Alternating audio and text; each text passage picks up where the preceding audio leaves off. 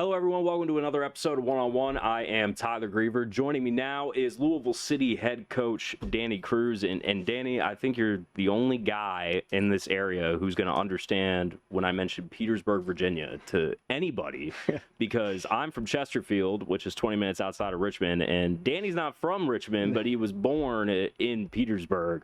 Well, we're going to get into your background, and it was a lot. There was a lot of moving, but is there anything you remember about Petersburg, Virginia? No, I was pretty young. I do remember the seasons. That was a big piece of it. You know, I've lived in some places that don't have those. So, but that's about it. I was pretty young. Yeah, Louisville and Richmond are similar in that way, and that the seasons are kind of eclectic. But while we're on the topic of a season, of course, Lou City right around the corner, the opener at El Paso on March 16th. Let's just start with how preseason has gone for you guys. You've gotten a couple games under your belt. What do you like? What do you not like from what you've seen so far? Yeah, I think we've had a lot of changes to the roster. So the first part is coming together culturally, right? Building the relationships. That's been a huge piece of the start of preseason. Been really happy with the growth of the team up to this point. Obviously, we went on the road there for a little bit, played in some tough environments, difficult opponents. And I was really happy with how we came out of it. Come back to Louisville, a little bit of adversity against Pittsburgh, which I think is really important for growth. And up to this point, we're really happy where the group is at, and we're excited. A little bummed that it's a bye in the first week, but we're excited about getting started. So let's start with last year first. I think your situation is so unique because we're going to come in here and we say Lou City's talking about a bounce back. Yeah. They've literally never missed the conference final. Like, what are you bouncing back from? And then finishing fifth in the regular season standings, you've lost 12 games. Those were low marks for the club, but it still ended in the same place. So when you come into this season and you're talking to guys about, look, we achieved what our standard is. We just took a route that we probably don't want to take to get there again. How do you weigh those two things out? Yeah, listen, I think there's a couple of things with that. First, as far as us as a team, as a staff, it's making sure that, in 2022, it's one of the best seasons that we've had, regular seasons that we've had as a club. Right. In 2023, one of the worst seasons that we have had as a club, and I'm cognizant of that. Try not to be too high on 2022, try not to be too low on 2023, but in both of those moments, there's a lot to learn from. I think that's a big piece of it. And so when we looked at building the roster, when we looked at the injury issues that we had last year, when we looked at how we handled the training environment and the cultural aspects of the group, those are areas we needed to do better. And I take full responsibility for that. That's the one thing my hope would be if anybody interviews me or post-match, I'm not the guy that goes out after a game and puts it on the players. I'm a guy that takes responsibility for that. And you can make an argument one way or the other that, it's good to do that. But I'm the type of manager that I handle all those things in-house. I have those conversations certainly daily. When it's not good enough, the players know. But ultimately, I should be held accountable. That's this job, and I understand that. I understand the expectations that come with it. I understand the expectations that come with being the manager of the best club in the league. And I'm also, I don't take that for granted. So when we look at 23, the big thing is learning from that. I think we got into an area where we were certainly making too many excuses for ourselves, and I'm talking about us as a group. We did not deal with adversity well. I was tired of hearing about how, it was hot or the travel was difficult. That happens in this league. And ultimately, both teams have to deal with those things in the environment. So it's not an excuse for me. So what we tried to do this year, I did a better job, I hope, in the offseason, in the interview process with the players that we've brought in. And up to this point, I can tell you it's come to fruition as far as who they are as people and what we want culturally in the locker room. I don't think we did a good job of that with some of the signings that we had previously. And then we looked at tactically where are the areas that we need to be better. And my hope will be, obviously, as the season progresses, everybody feels like that's a Louisville City team. And I said this to the group literally 3-4 days ago. The biggest compliment that I could get from anybody watching the game is when they see it, regardless of result, is that's a group that's relentless. And I want that on both sides of the ball. If we have that, ball can bounce one way, it can bounce another. But I want to make sure that we're a group that when fans leave the stadium, they look at it and go, win or lose, they left everything on the field. Last year, an experience for you as a coach. What did you learn about yourself through all that process? Because you've been a head coach now for a couple years. You came into it kind of in a unique way, and this is a club that's used to things going one way, and when things start going the other way, I'm sure you have to do a little bit of soul searching and a little bit of reflection about whatever you can do to try and get things back on track. Yeah, I learned a ton last year, from individual man management to staff management to obviously the collective management. And I think at the end of the season, certainly a lot of reflection happens, just like you said. Yeah. You know, I go back to some decisions that I made in the middle of the week, decisions that I made in game. I thought in reflection, those were moments that I got wrong last year as far as in-game tactical changes, where in 2022 I got a lot of those right. You know, and so I'm cognizant of those things. I think when we look at the overall outcome at the end of the season, you know, I had full belief, even when it wasn't going well, that it would end well because of the group of experience that I had in the locker room and the quality of players that I also had. And so we put ourselves in a position, obviously, to compete for a trophy.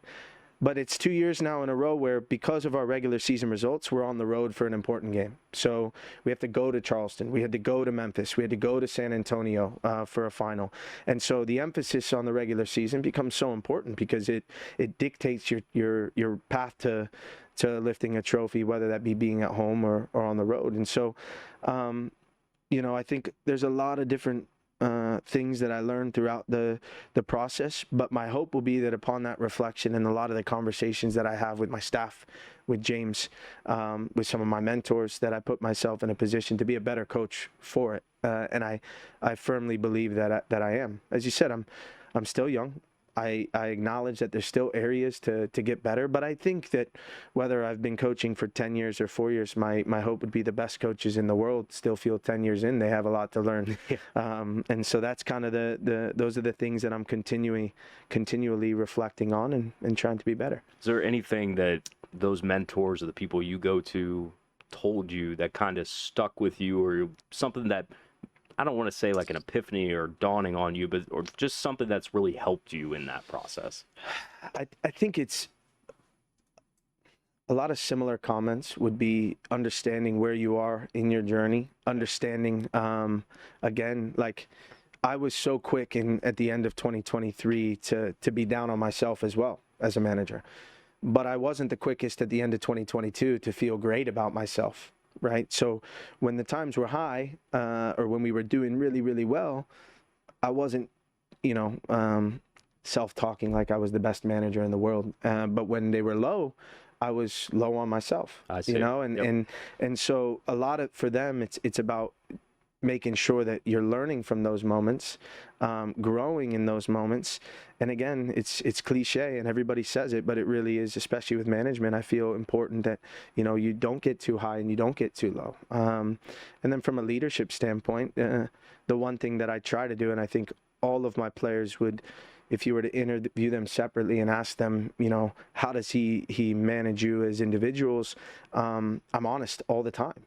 They know when I'm not happy. They know when I'm happy. Doesn't take long to figure it out. Exactly. And the thing is, though, I don't want to hide that. I don't tell them what they want to hear. I tell them what I'm thinking and what I'm seeing. And it was the same in 22 as it was in 23. And in 2024, I am who I am. I wear my heart on my sleeve. I won't change that, because I think that's a big piece of my own, I would say, development as a coach. Yeah, and I think, well, I could speak to this because I've been in some of those post-game scenarios with you where I'm like, okay, Danny's pissed. Yeah. We're gonna get this straight. But I appreciate that about you. I appreciate coaches, players who are blunt in whatever their assessment of it is, because you guys are giving so much to all of this. And I totally understand in those moments that you're probably going to be a little emotional, I don't know, 10 minutes after a match. Like, you're pretty good about getting right there. Sometimes we got to wait for that whole, like, post-game setup and, like, oh, Danny's already ready to go. I'm like, all right, he's not happy about this. Exactly. We figured it out quick. But did you have to try and figure out who you were as a coach that early on a couple years ago in being comfortable and like, okay, I'm gonna bluntly state these things. Yeah. I'm going to wear my heart on my sleeve. And there's a lot of coaches who probably wouldn't do that. They want to come across as the consummate professional all the time, almost like a CEO type. And there's a time for that, but there's also a value to just being yourself. Yeah, I think, you know, to your point, I had to learn relatively quickly. Again, I worked under coaches where I saw kind of how they chose to go about it. I think, again, being authentic is important, again, for players and for people who follow Louisville City, and they understand that I am who I am. And so I did, you know, have to learn along the way, especially there early, as it happened very quickly. But I'm also I wasn't at that time far removed from playing, right? Yeah. I mean, that's the reality. But I think that there was real value in that with regard to building the relationship with the players, right? Because I know how they're feeling when they're not selected in the 18. I know how they're feeling when they're not starting or not playing, and they're worried about their futures, and I get that. But I went through all of that as well. And so there's a relatability that I think becomes important at times, especially as a young coach. And I've seen the value of that with young players coming through Louisville City and being able to relate to them.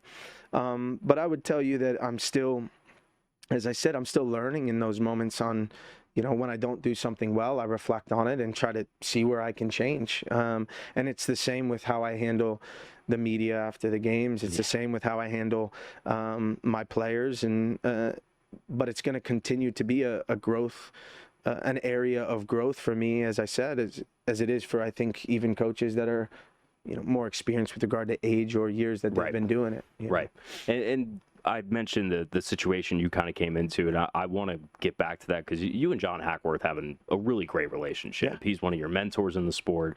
But I think if you were right in your coaching path, I don't know if that was the way you would have thought, oh, wow, I'm a head coach. Yeah.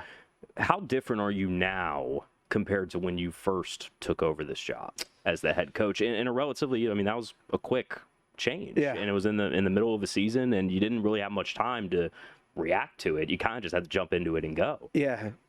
So that's a really good question. I think, again, this may sound cliche as well, but it is certainly how I felt in the moment. And I said it, I think, to the media when that happened and Hack left. You know, for me, I had a responsibility to the players, to the community, to the owners, to the entire club, to give everything that I had, every ounce of energy, every minute that I had, and I did that. There's no doubt in my mind upon reflection, because this is an opportunity at a club like this that anybody in the country would want. That's the reality. And so when I went into it, did I certainly feel a little bit of pressure? Yes. But as a player, I had that week in and week out everywhere that I was, whether MLS, Europe, USL. And so that wasn't a new feeling. The difference was that, as I said, there was an added responsibility there for me, for everybody involved. You know, John and James to give me the opportunity, my family who are watching closely, the community of fans that I represent, my players who, I would tell you, and I think I've said this publicly, you know, without that group that we had that year, I don't get the job full time, because they bought into me. They left everything on the field for me.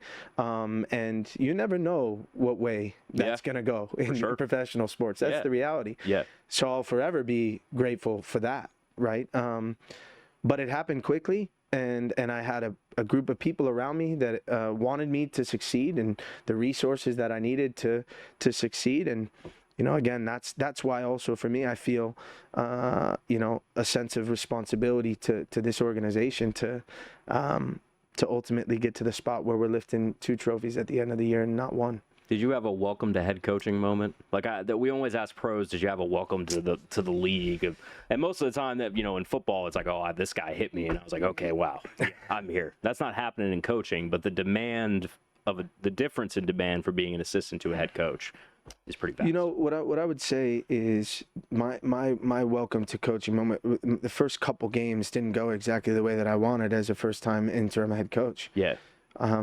But I will say a ton of credit to to James and how he managed me as a person, because it's very easy in those moments when he's in that position, you know, to maybe get on me or manage me that way, like micromanage or something like that. But he was tremendous in making sure that I stayed to my point earlier, even keel, not too low, not too high. Here's the things that are going well, and ultimately the season, you know, we were happy with how the season went. Obviously, didn't finish the exact way that we wanted, but you know, I had someone in my ear there that was really helpful in getting through those difficult moments as a first-time head coach.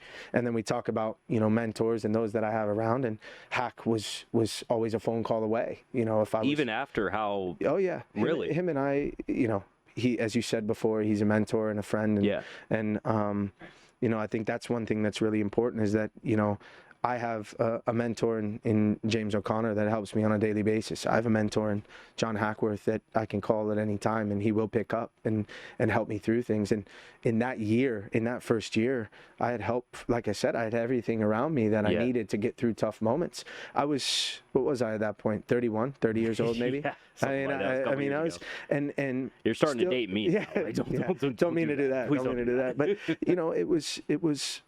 For me, a really good year to learn and grow and put myself in a position to try to be the best head coach that I can be. Yeah, and your soccer path to this point, I think, is something really unique. And to dive into it a little bit, I think we know your professional success at the MLS level in Europe and all the way even into USL, the league you coach in now, but I don't think a lot of people know about star high school running back Danny Cruz, and that you didn't even get into soccer until you were 14 years old. Talk to me about that a little bit in terms of, you know, balancing two sports at that time and then figuring out that you're changing course and going to soccer. Yeah, I grew up playing hockey. I was a big hockey player growing up. I then got into high school in Arizona, where there was no hockey, but I played American football and baseball. And in Arizona, football is in the fall, soccer is in the winter, baseball is in the spring.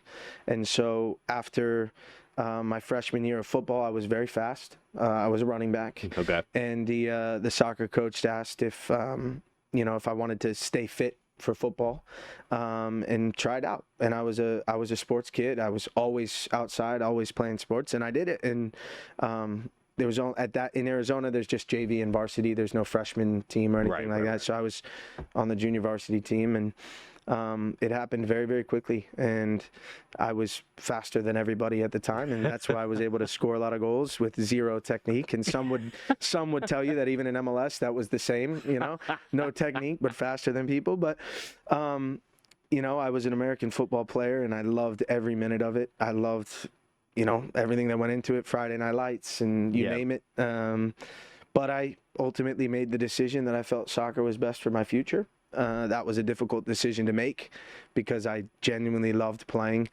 American football, but I was put in a position where I had to make a decision, and I went with soccer. So Danny Cruz, the running back, outside of speed, like walk me through your game, man. Like, what was, if I'm calling a play, if I'm giving you the ball, what do you want? I would love a zone, an option read, an option read to get out, get outside, and then there's a lot of cutting with me.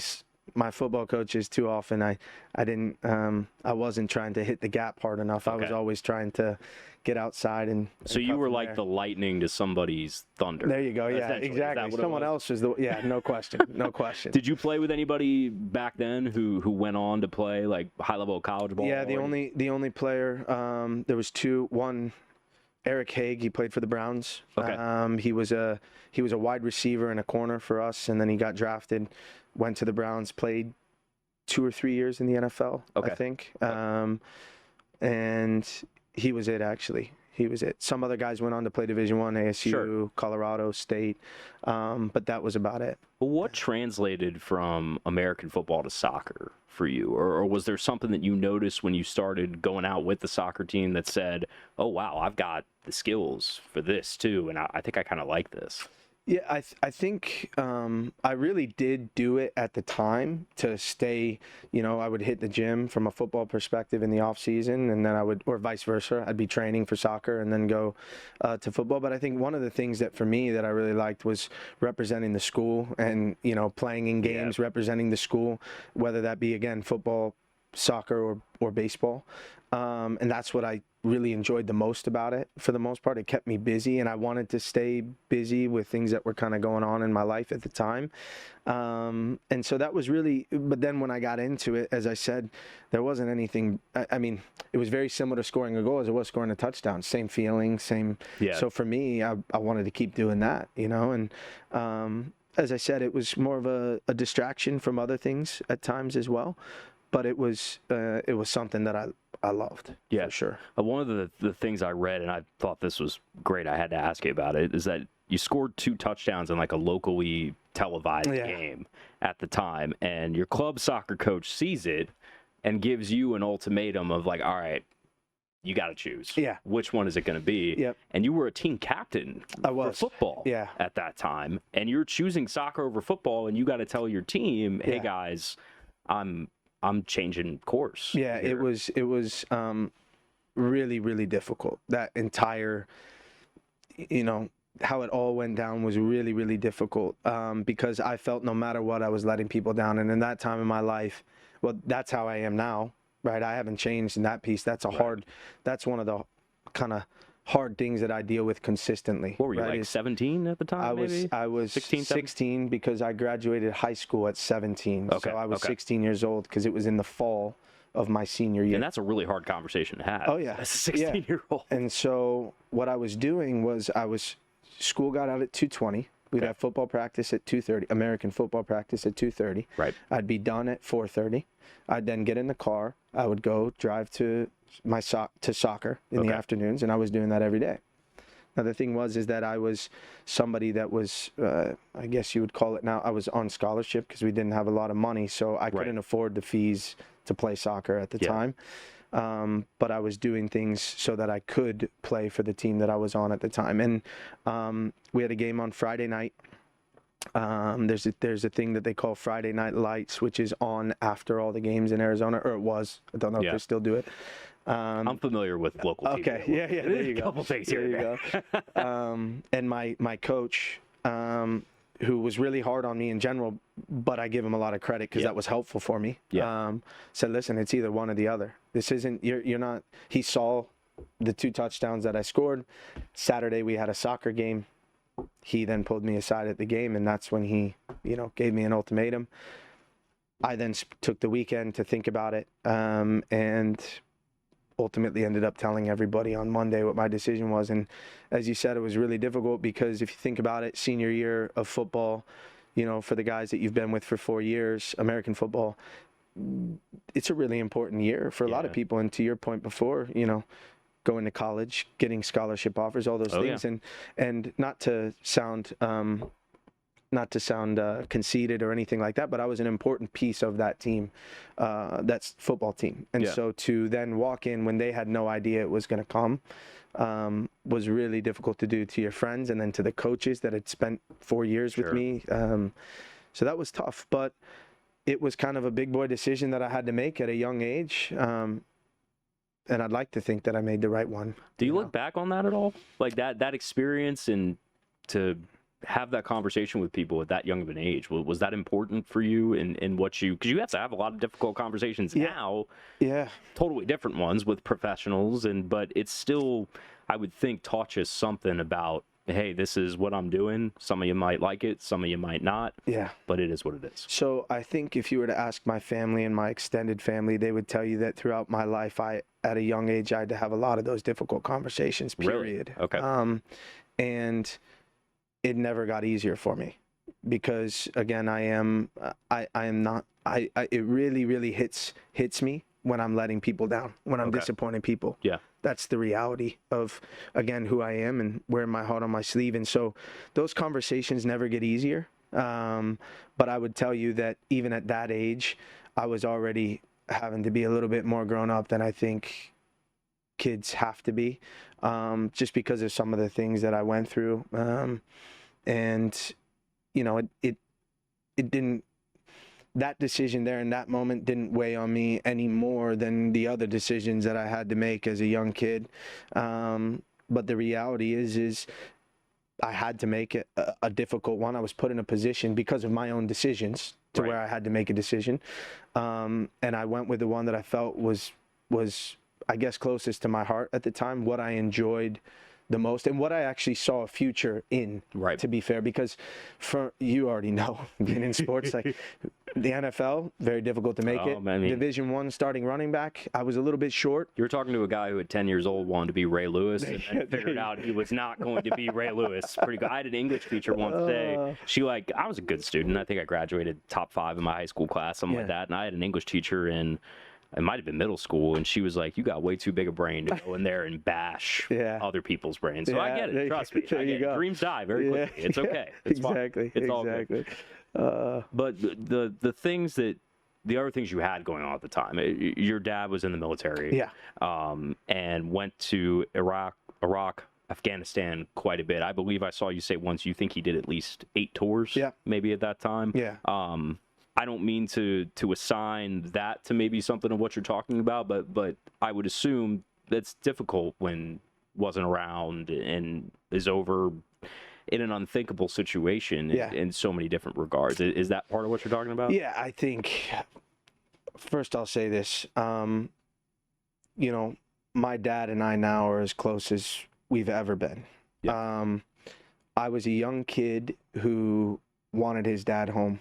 And his dad was gone a lot. And that was really, really hard for me. And the sports fields were my getaway, right? They were the safe space, for lack of a better word. And I think the hardest part in looking back in reflection was the lack of understanding from myself as to where my dad was, as opposed to the selfishness of, why isn't my dad here? You know, this is not a guy that was just choosing to go to war. This was a guy that was choosing to provide for his family and protect his country. And at the time, 13, 14, 15 years old, you're not looking at it that way. Now, the reason we're so close now is I grew up, started to understand. You know, this was a guy who sacrificed everything. And he's a hero. And I think I have a lot of regret from my time when I was younger because he wanted to be there as much as I wanted him to be there, but he also needed to put food on the table. And then there's, you know, there's more that goes into that, but that's where I say there were a lot of difficult conversations at a young age. But I'm so proud of him. I'm so proud to call him my dad. And he's been through a ton. He has been through a ton, seen it all. And he missed a lot. And he'd have been the first to tell you he wished he could be there. But I'm so proud of where we are now in our relationship. I'm proud of the man that he is, the father that he is, the grandfather that he is now. And I firmly believe that those struggles that I maybe had at a young age helped fuel me to, you know, succeed in other areas and ultimately lead me to where I'm sitting today. So 3-pronged response to that. One, thank you to your father for his service, because I know he's seen some things that none of us could even imagine. 2, thank you for opening up about that, because I know that's difficult. But 3, you are a father now. Do you think becoming a father helps shape your understanding of all of that even more? As a man now, and knowing that obviously you are not being deployed or anything like that, but you have a very demanding job that has specific time constraints and these things. I mean, everybody does. You grow up, you're an adult, and you realize there are very hard decisions you have to make that might not always make sense to the people who are important to you at the time, but you're doing it for the right reasons. So did that change your mindset or how you viewed all of that a little bit? No question, for the good, and I would say for the bad. So, you know, my dad and I have had conversations about this where, you know, James, my staff, they would all tell you that they would all tell you, you know, you need to do a better job of getting home and being with the family. Right. I have since done a much better job of that. And I was telling you before we got on camera, one of the things that I absolutely love is when I'm driving down the highway and we pass the stadium and my son is like, Daddy, look, Daddy's team. There's nothing better. And you know, after the games at Lynn Family, and fans talk about it with me all the time when I see them, he's coming on the field with me, win or lose, and he's going to run around the field, and he loves it. And those are moments that no matter where I am or what I'm doing, I will remember for the rest of my life. And I learned a lot from what I went through as a kid, and I know in my heart that I'm doing everything that I can to make sure that I am spending as much time as I possibly can to then also put myself in a position to where we're continuing to grow as a team and succeed as a team, because ultimately that's going to lead to, you know, the team doing well, the club doing well, the community wanting to be involved on a week in and week out basis, which ultimately puts my son in a position to be able to grow up and watch his dad doing something that he loves. It's such a unique childhood to have too, because anytime I talk to people who grew up with their parent as a coach or even a sibling or something like that, I mean, your whole childhood is spent in locker rooms, you know, road trips, stadiums, and you can't replicate that experience anywhere. And I'm sure you have a few moments during seasons, whether it's he's running around the field or coming into the locker room when you're probably trying to have a serious conversation with the guys and you're like, all right, buddy, not right now. But it probably gives you a different lens of appreciation for those little small things in the midst of chaos, which a season can probably feel like controlled chaos in that way. Right? No question.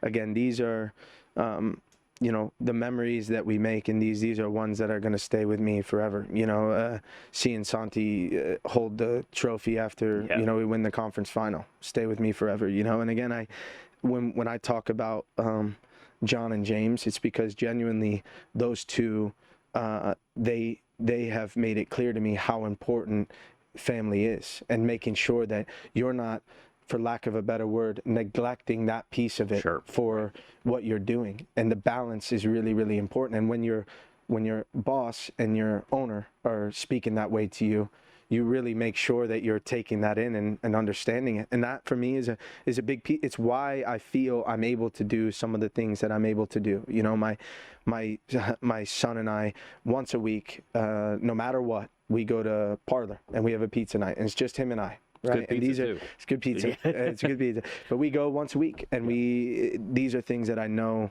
for me, are the most important thing. It's being a dad, and I've loved almost every minute of it. Lack of sleep, you know, and those things. I was gonna say, how much sleep are you at? Let's take a trip back for a second, because coaching, you don't sleep a lot as it is, I would imagine. And I think I've talked with Bev about this, because she was literally pregnant last year while trying to be an assistant coach. When you had your son, I would imagine the sleep just was practically non-existent. Oh, it's gone. But to be honest, we joke all the time, my wife and I.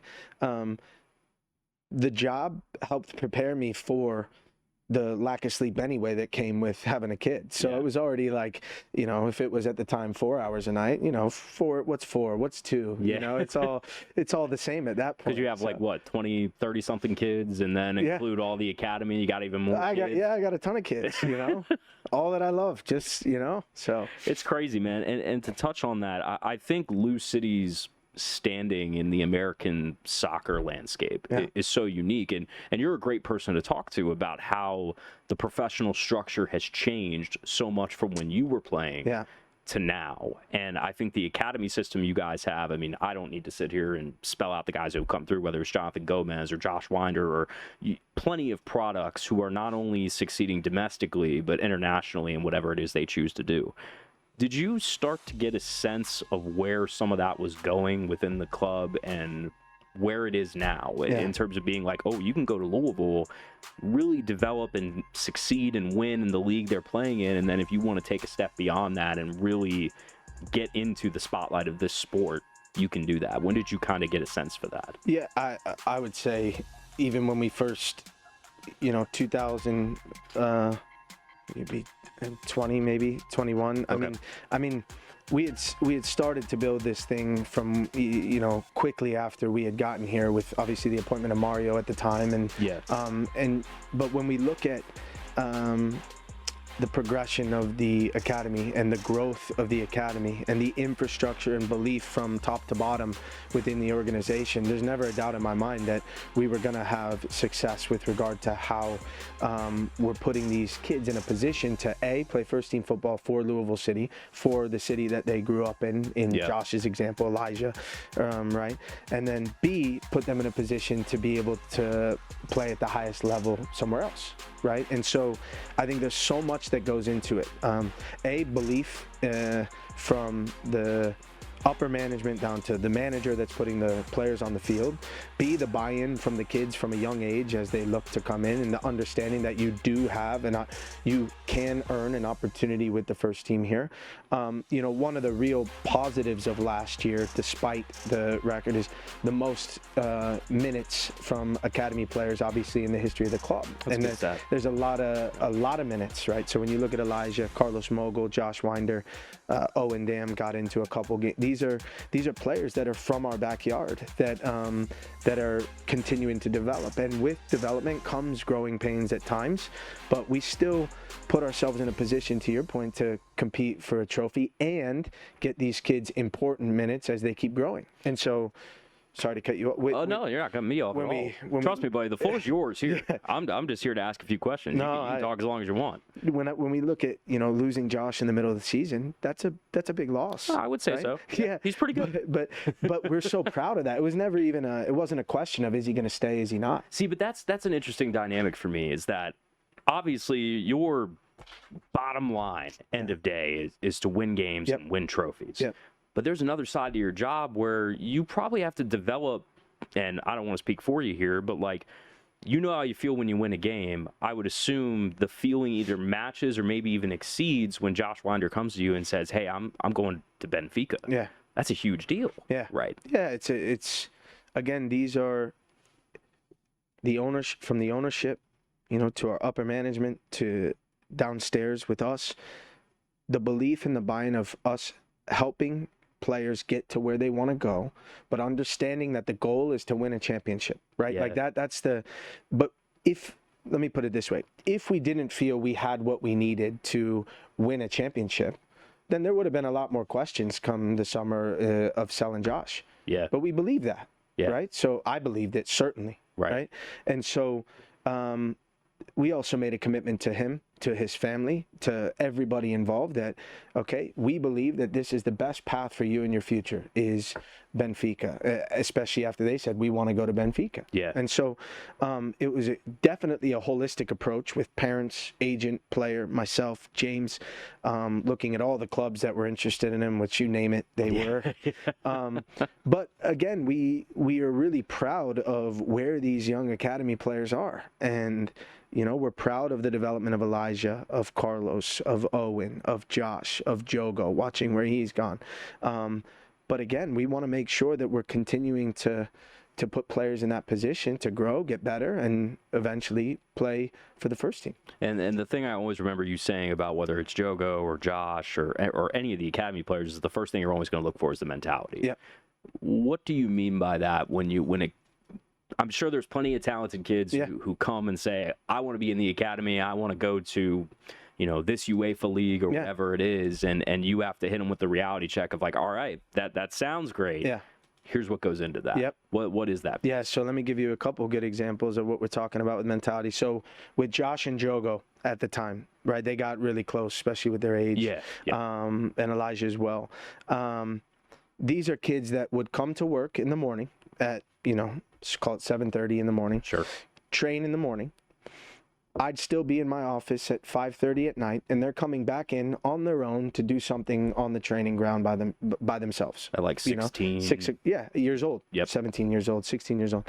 Right. That's a piece of what we're talking about when we're talking about mentality, doing the extra to get to where you want to go.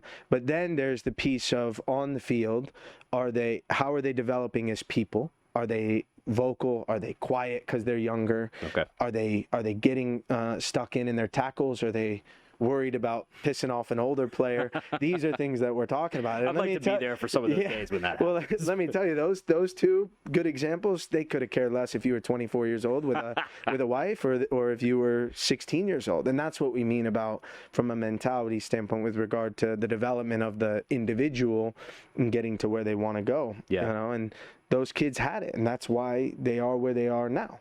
You know, do you have to tell them to be a kid sometimes? Because there's one story that sticks out to me, like Colin Elder and the whole prom situation that happened. I was like, I don't think you could cook up a better scenario of what it's like to be in that position. Yeah. Like, oh, I literally just played a professional soccer game, and then a couple hours later, I'm going to my high school prom. But Colin Elder goes to Bullitt East, wonderful young man, plays at Bellarmine as well. Love talking to him, but you have to remind them to enjoy being a teenager at some point, right? For sure. I mean, that's a piece of the development side, like that isn't talked about enough when you talk about first team football. So Josh and Elijah and Seba and Owen are actually good examples of, there were times at the beginning of their call it pathway, where while they were training with the first team, in the evenings we still sent them with the under 16s or the 17s, because what you're talking about as far as being a teenager and still having that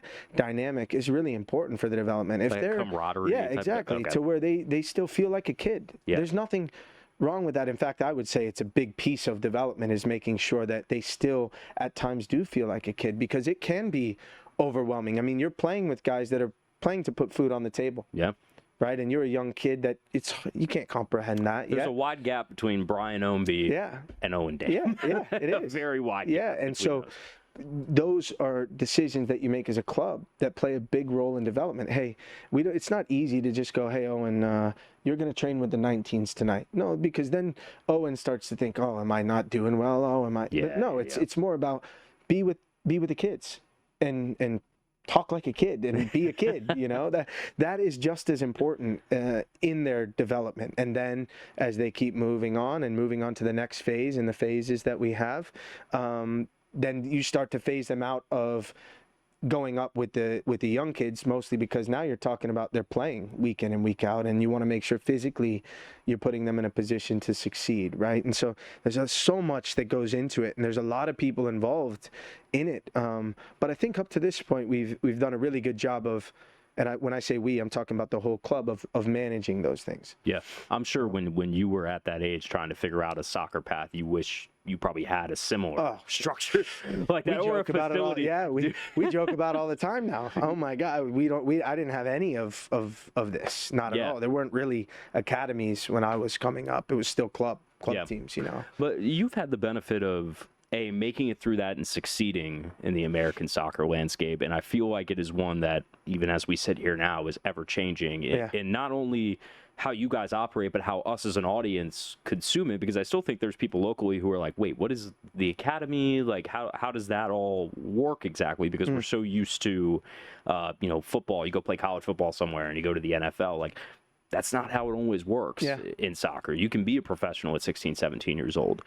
From your experiences, Bev said something about becoming a coach, that now she's in that position, she wants to apply the things she wished she would have had as a player now that she's got full control of it. Yeah. What things do you look at from the position you're in to say, I know how hard this was. I don't want this kid to go through that. I don't want this one to go through that. Like, where do you see that now? Yeah, that's a really good question. So I would say I definitely agree with Bev, and you take a lot of those experiences as you start to form your philosophical beliefs, obviously on the field with the development of young kids. I think a couple things become really important. One thing for me is making sure, especially depending on the age of the kid and the family dynamic of the kid, that the parents are involved. I'll give you an example. Maybe 2 weeks ago, I met with one of our academy players and their family. Okay. I met with them on, this is my plan, this is what we're thinking. And having them have a voice in that at the beginning becomes really important, because it's a big decision, right? We're talking about school now. We're talking about training every morning with the first team, again, as I alluded to, with guys that are, in different phases of their life. And so I think the big piece of it for me is making sure that it is a holistic approach between myself, the family, Guillermo, Paulo, the academy staff, the kid, understanding the development plan. And I think when I was younger, you didn't have that as much. You didn't have the dynamic of, I don't want to say parents weren't as involved, but They're always yeah, they were always involved. But you know, I don't. My coach wasn't meeting with my family. Right, gotcha. You put it that way. Yeah. And I think now that's an important piece of this. When I looked at how we've handled Josh, Joe, all the kids that we've mentioned, family was involved in all of it. The parents were involved in all of it because we're cognizant as a club that these are still their kids. Yeah. Right. And so we want them to understand that we care about them as people. We're going to help develop them as people, and then obviously as players. And so I would say to you, to answer that question, kind of bring it full circle, I feel it's important to have a holistic approach with all parties, that there's a clear line of communication from all parties, and that the player or the kid, most importantly, feels comfortable knocking on my door to say, hey, can we meet for a second? I have something on my mind. If we're doing that, then we're putting the kid in a position where they feel like they have a voice, that they can trust us, and also the understanding of we have what's best for them in mind at all times. And my last thing on this kind of line of questioning is your experiences. I read that you had said you wish you had written down more about, I don't know, maybe playing, coaching, anything. What do you write down now? Because I assume you're getting hit with a lot of different experiences, especially all the different responsibilities you have. What do you write down now to remind yourself, keep you grounded, and to keep you going? So I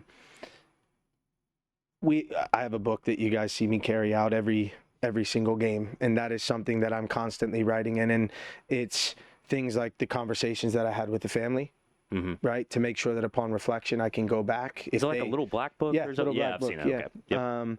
But then when the context of that quote was more when I was playing, I wish I would have started recording more things about philosophy and how we were playing and ideas from a soccer standpoint. But now that book I utilize for all of my thoughts. You know, how the game went, how was the mentality of the group. How did training go today in the way that we put it? It's almost like a journal. Yeah, pretty much. Okay. Yeah, I would say that. It's fair to call it that. And then as far as lineups for a game day, lineups, what did we learn in the first half? What do we need to do better post-match? All these things. And they're more immediate thoughts so that I can refer back to what was I thinking in that moment after. Okay. Yeah. And does your son ever get a hold of this book and start like doodling it all? No, I keep it as far away from him as possible because if he does, those pages would be ripped out and gone. I was about to say that's what you got to worry about with the kid around. Yeah. As we start to wrap this up, I did want to get one fan question in because I asked for your guys' feedback on this, and you'll appreciate this because Louisville is a wonderful food town, as we all know. Todd Houston, or it might be Huston, it's spelled Huston. What are some of your go-to places to eat around town, and do you have any superstitions or routines for traveling to away games? Whichever one you want to take first from that. Okay. Around town, I already mentioned Parlor. I eat there quite a bit. With my son because he really only eats pizza at this age right now. There's a place called Waldo's that I'm a big fan of. Me and my wife go there. Where's that at? Quite a bit out in Prospect. Okay. What kind of restaurant is it? It's fried chicken. No, fried was chicken down for and that. beer. Yeah. So there you go. Two good things. And then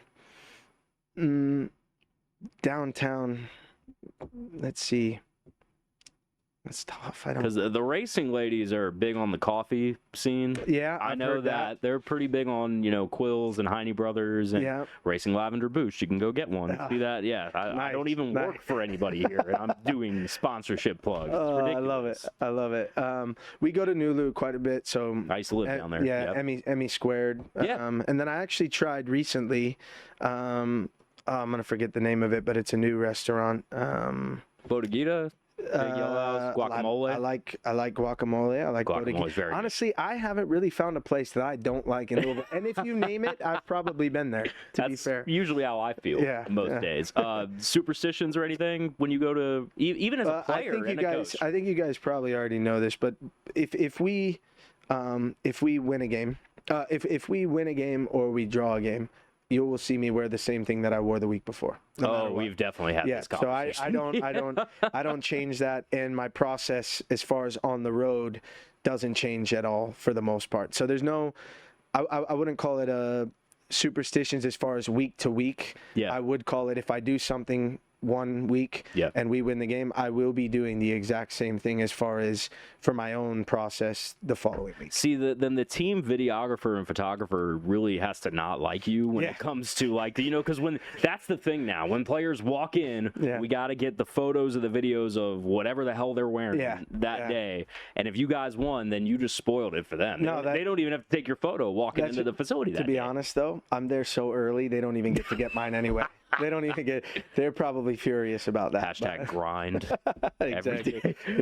Well, Danny, we're looking forward to it, man. As always, you can watch Louisville City games right here, WBKI, My 58, and of course, we'll be there for every stretch of the way. It starts March 16th at El Paso, my man. I appreciate your time. Thanks for having me, man. Thank you so much. Appreciate it. Danny Cruz from Louisville City Football Club. Thank you guys for watching another episode of One on One. I'm Tyler Greever.